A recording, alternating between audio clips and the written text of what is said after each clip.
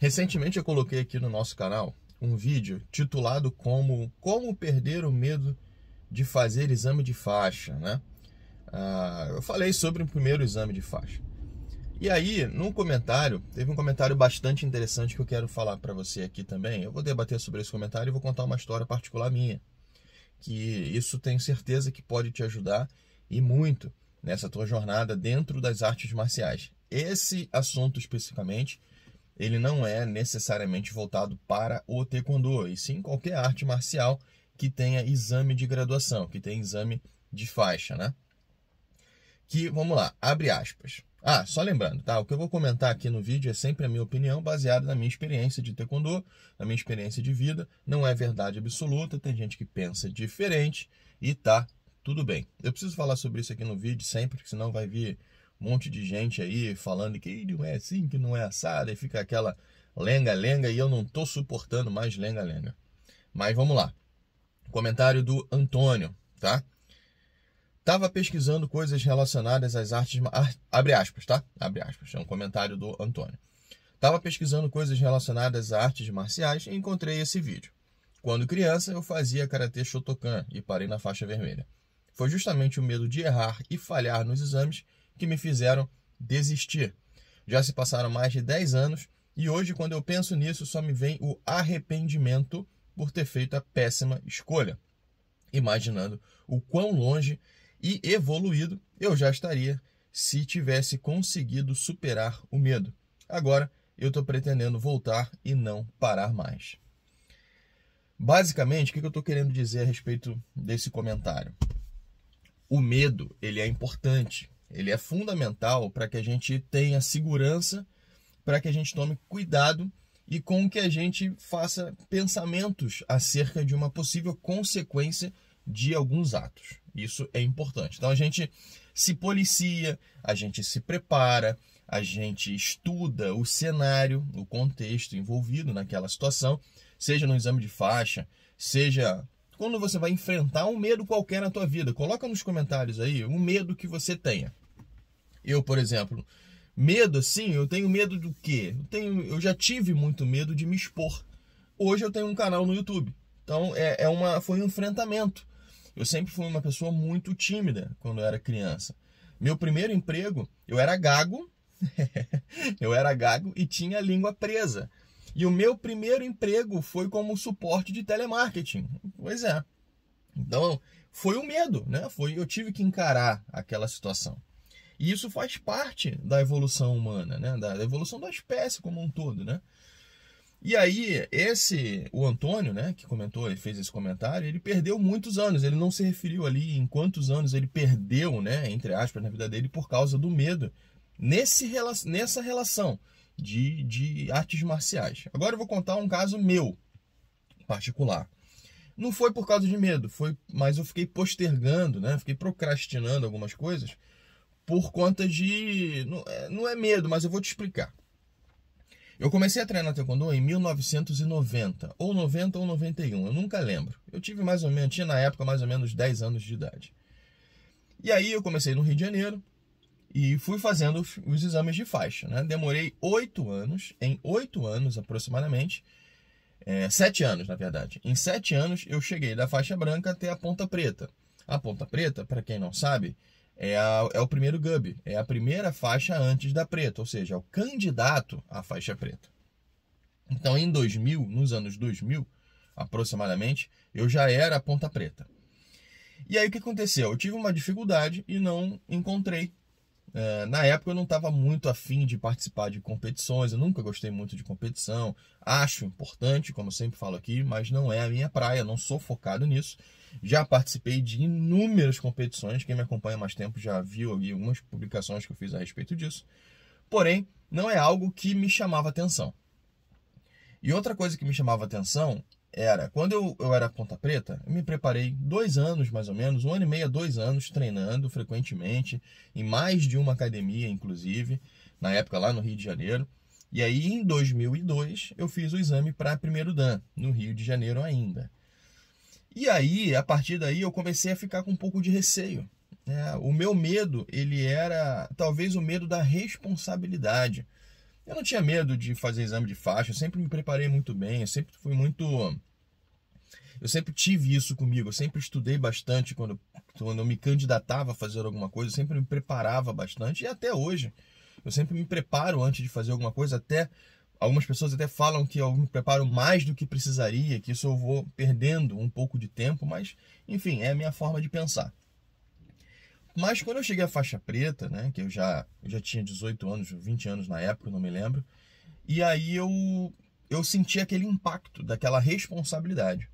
Eu não tinha pretensão de dar aula, era simplesmente eu queria treinar por treinar, então eu não via uma necessidade de avançar a graduação, fora a questão dos valores, que em algumas federações os valores dos exames de Dan são absurdos, já eram altos naquela época.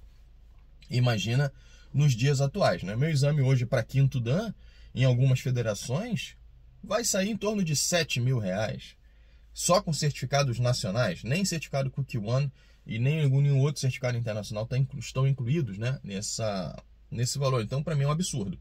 E na época eu não via uma necessidade de avançar de Dan. E aí eu fiquei mais ou menos 14 anos como primeiro Dan. Entre indas e vindas, saí de uma academia, fui para outra, saí do Rio de Janeiro, vim para Santa Catarina. Atualmente eu estou na região de Blumenau, tenho a minha turma aqui.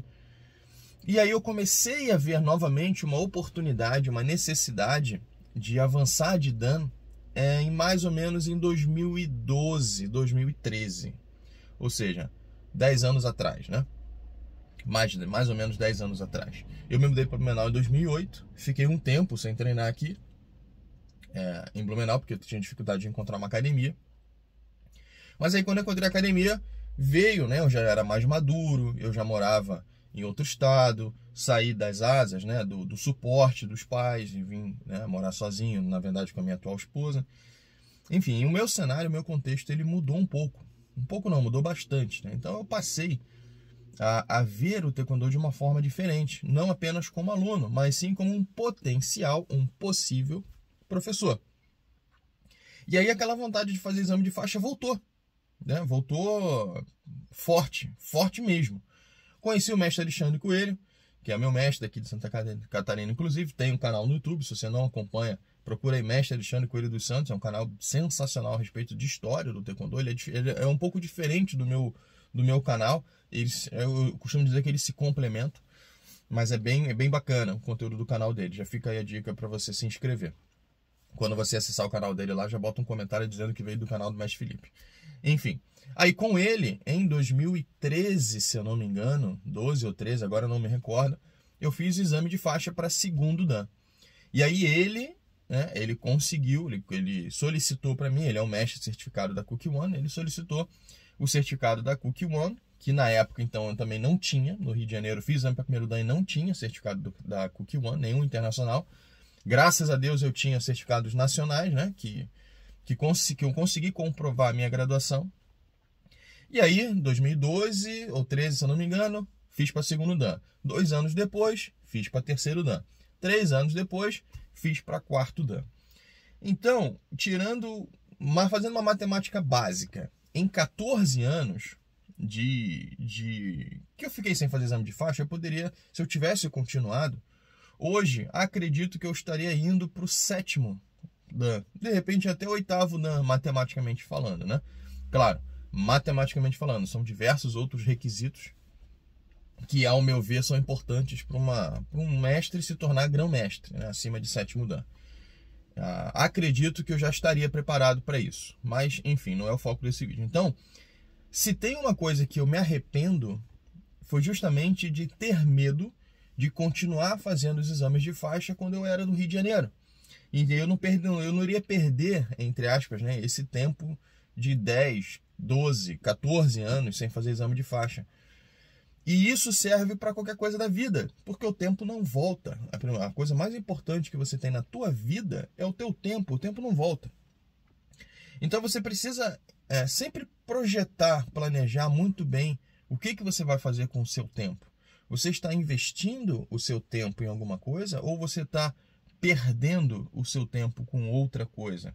O seu medo ele está de fato sendo positivo para você se preparar para uma situação, ou ele está sendo negativo de tal forma que te impeça de fazer algo por causa do medo? Claro, eu não estou falando medo de coisas radicais, de coisas que realmente vão te trazer um certo risco, né? Eu estou te falando de medo de ação, medo de você não fazer algo. Um exemplo, um menino está com medo de chegar na menina para conversar. O aluno tem medo de ser professor um dia, então ele acaba se segurando naquela graduação, naquela postura, né? Naquele posicionamento de aluno e não evolui, não cresce. Eu tenho medo de buscar um emprego novo, porque eu estou na minha zona de conforto, mas o emprego novo me traria mais benefícios. Eu tenho medo de me expor. Eu tenho bastante conteúdo, eu sou uma pessoa estudiosa, mas eu tenho medo de botar a cara aqui na câmera e fazer um vídeo para o YouTube, por exemplo. Como que você poderia ajudar? Quantas pessoas você poderia ajudar? Eu jamais me imaginei, na minha infância, que hoje eu teria um canal atualmente, no dia 12 de maio de 2022, com quase 11 mil pessoas me acompanhando. Para muita gente isso é pouco, para mim é demais. Um nicho do taekwondo muito específico.